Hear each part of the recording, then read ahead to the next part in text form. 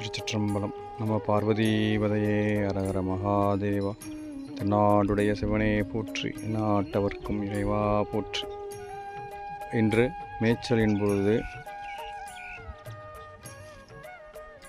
துர்கா ஸ்ரீமதி என்கின்ற கோமாதாவினுடைய குழந்தை காளையங்கன்று இப்பொழுது பால் குடித்து கொண்டிருக்கின்ற கன்று தோராயமாக ஒரு மணிக்கு அப்படியே மேய்ந்த இடத்திலேயே படித்து விட்டது.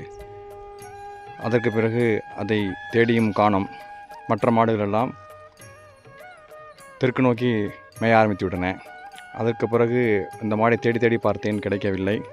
பிறகு தெற்கே இருந்த மாடையெல்லாம் இப்பொழுது மணி 5, தோராயமாக 5.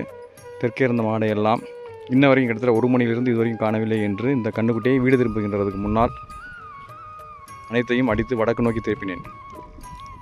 வடக்கு நோக்கி திருப்புகின்ற பொழுது தாயினுடைய அந்த குரலை கேட்டு இது கனைத்து கொண்டே இருந்தது. தாயினுடைய குரலை கேட்டு இப்பொழுது இந்த கன்றுக்குட்டி வந்து பால் குடித்து கொண்டிருக்கிறது.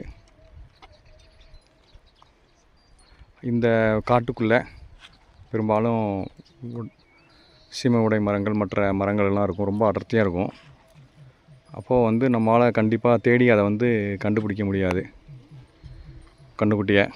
அப்போ இந்த மாதிரி ஏதாவது ஒரு கன்றுக்குட்டி காணாத பட்சத்தில் அதனுடைய தாய் இருக்கின்ற பொழுது, இல்லை தாய் இல்லாட்டாலும் பரவாயில்ல, அதனுடைய மற்ற கன்றுகளை நாம் அந்த திசை நோக்கி திருப்பி கொண்டு வந்தோம் என்று சொன்னால் அந்த வாசத்திற்கும் அதனுடைய குரலுக்கும் கேட்டு கன்று தானாக மந்தையில் சேர்ந்துவிடும்.